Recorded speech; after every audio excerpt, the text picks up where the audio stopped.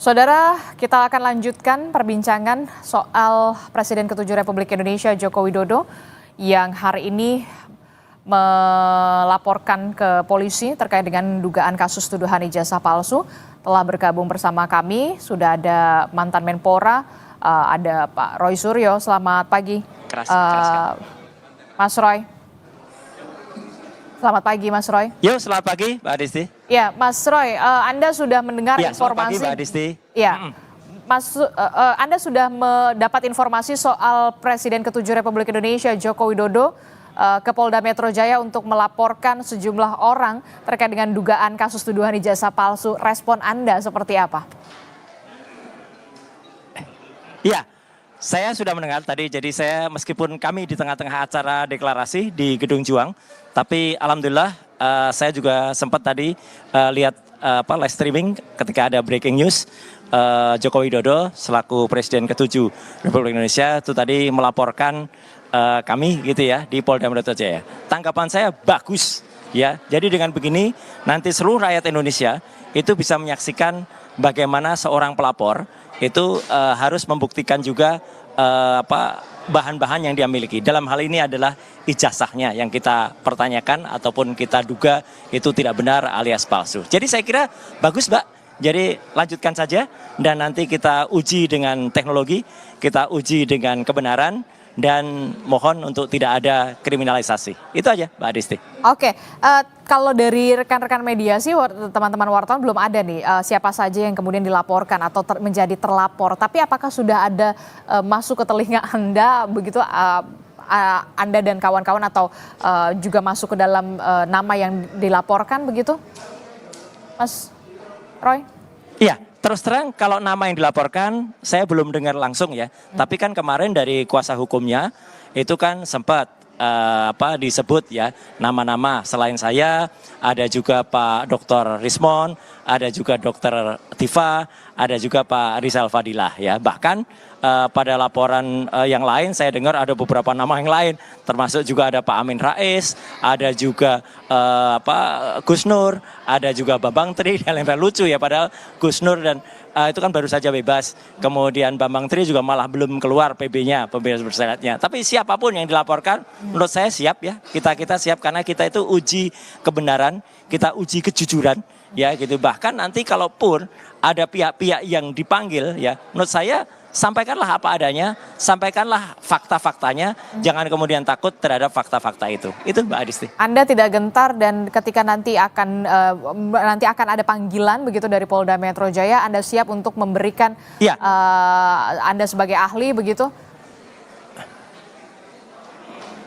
Oke, nggak ada masalah. Jadi artinya kan sepanjang pemeriksaan itu berlangsung dengan baik, sepanjang itu equality before the law ya, artinya tidak ada, tadi yang saya bilang, tidak ada penekanan, tidak ada kemudian kriminalisasi, itu juga clear aja. Dan saya juga berterima kasih, alhamdulillah saya ini di tengah-tengah Gedung Juang dan di sini banyak sekali masyarakat dan mereka bikin deklarasi untuk kemudian mendukung kami ini. Jadi terima kasih untuk masyarakat yang sudah mendukung dan kita buktikan saja nanti ya, dan kita adu bukti ya, kalaupun nanti ada katakanlah ahli-ahli yang kemudian nanti akan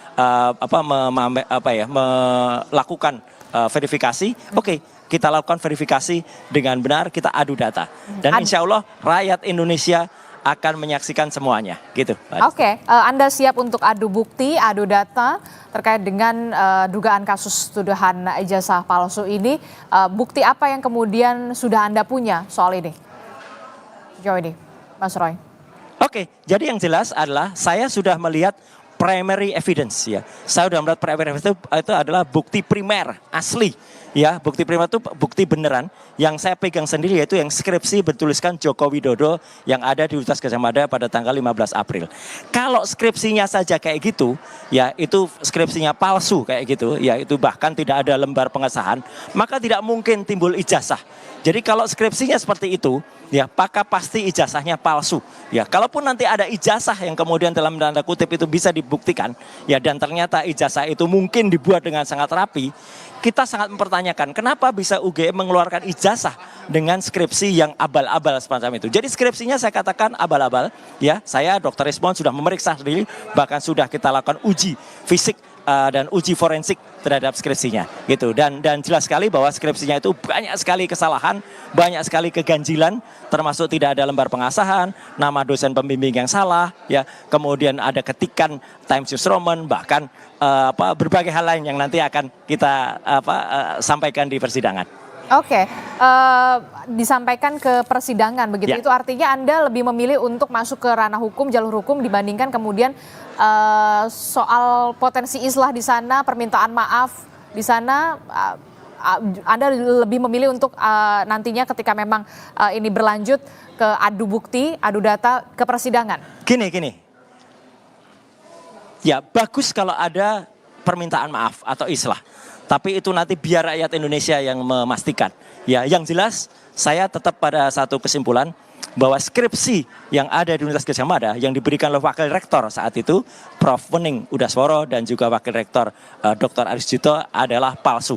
Ya gitu, bahwa kalaupun ternyata akhirnya itu dikatakan ada ijazahnya mungkin dikatakan bisa asli.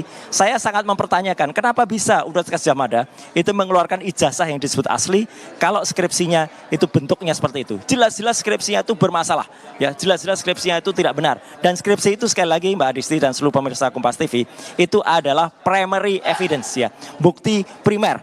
Dan kepada semua termasuk kuasa hukumnya, belum tentu mereka pernah lihat apalagi pegang skripsinya. Saya bukan hanya lihat, saya pegang yang disebut-sebut skripsi itu. Dan kalau dikatakan nanti, oh itu bukan itu skripsinya, nah berarti Universitas Gadjah Mada telah menyimpan atau bahkan mempertontonkan skripsi yang abal-abal atau skripsi palsu. Ini lebih parah lagi gitu ya. Jadi sekali lagi kita serahkan kepada masyarakat Indonesia dan saya siap mempertanggungjawabkan semua telaah saya bersama Dr. Rismon, bersama Dr. Tifa, bersama Pak Rizal Fadilah kalau memang kami benar-benar dilaporkan. Itu Pak Adisti. Oke, baik, terima kasih informasinya mantan Menteri Pemuda dan Olahraga Mas Suryo, Roy Suryo telah bergabung bersama kami dan nanti saja kita akan lihat bagaimana. Baik, terima kasih untuk Kompas TV. Ya. Baik, terima kasih Mas Roy Suryo. Saudara, informasi lainnya soal perkembangan dari laporan polisi yang dilayangkan oleh Presiden ke-7 Republik Indonesia bersama dengan tim kuasa hukum terkait dengan dugaan